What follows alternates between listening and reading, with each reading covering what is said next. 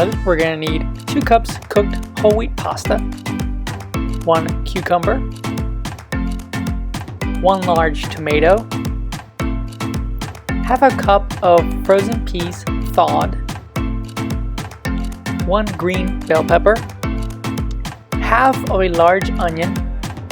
and for our dressing we're going to use 1/4 cup of Italian dressing.